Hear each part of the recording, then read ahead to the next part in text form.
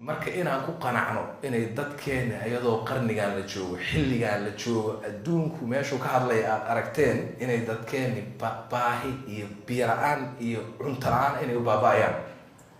wax lagu qanci karaa wax lagu qanci karaa maaha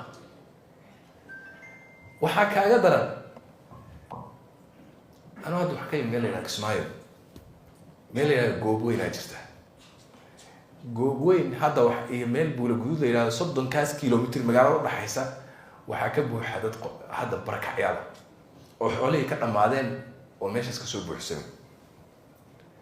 dadkaas laamigay daadsan yihiin biyaa loo dhaamiyaa hay-adaha yimaada wixii la kari karo baahi baa haysa waxaa nasiib darro ah 5 kilomitir buu u jiraa webigu wuuna durduraya hawu biyaha 5 kilomitir u jiraa biyo webigiina wuu daadanayaa oo baddu ku darayaaba iskaga darayaa marka baddiibaa markaa diyaaradda ku kor socotaa waa aragteen waxaa arkaysaa labadii biyo oo xaajiskii u dhexeeya oo sidooda u kala taagan baa arkaysaa waxaas suurtagal baa dad bani aadam oo bashar oo wax garanaya oo waxaas inaan saas ugu noolaana masaxba kan inuu dhinto kan masaxba waxaas sax ma aha caqligii baa si ah fajacalnaa caaliyaha saafilaha weli way socotaa way iska soconaysaa dad walaala ah oo maxaan ku dhahaa isku diin ah oo isku dhaqan ah oon waxba u dhaxaynin oo col ah oo isdilaya oo aan nabad ahayn oo isdhex mari karin soomaalida waad aragtiin dhaqankeenu horay waa weligiis dhibaatadaas uu soo jiray fajacalnaa caaliyaha saafilaha way isagana waxaasoo dhan wax wada foorara oo la wada foorariye way oo saxahayn si loogu talagalay aan ahayn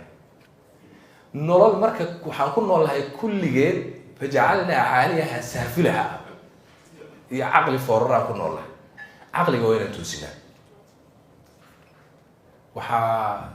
noqon doona bilow dadkan quruxda badan ee sharafta badan waa inay caqliga toosiyaan caqli ugu fooraraa ma lagu qanci karaa marka ma lagu qanci karaa in oo caadi ma tahay inaan halkan iyo jawhar inaan diyaarad u kala qaadano oo halkan iyo baydhabo diyaarad u kala qaadano oo tan iyo Kismaayo diyaarad u kala qaadano oo meel alla meeshaan rabo caawa inaan aado dalkan inaan diyaarad qaato ay qasab tahay oona baabuur ku safri karin oona lug ku safri karin maxaalad caadi ah fajacalnaa caaliyaha saafilaha ha u malaynina meeshaas qoladaa waa la rogay mar waa la rogaydaas ma caqligii baa laynaga rogay fajacalnaa caaliyaha saafilaha xaqiiqatan waa sidaas waxaan markaa qabaa anigu wax in hayaay abaartu micno ma leh colaada in haysaay waa laga gudbi karaa dhaqaale xumada waa laga gudbi karaa wax kastoo dhan oo problem xal baa loo heli karaa haddii caqliga xal la helo kaas weeye midka musiibadu ka taagan tahay waa kaas marka caqligii Soomaaliga aan xal u raadin midkaas horta in haystaa anu caawa fariintaydu waxaa weeye caqligii Soomaaliyeed ha la hagaajiyo fajacalnaa caaliyaha saafilaha laga baxo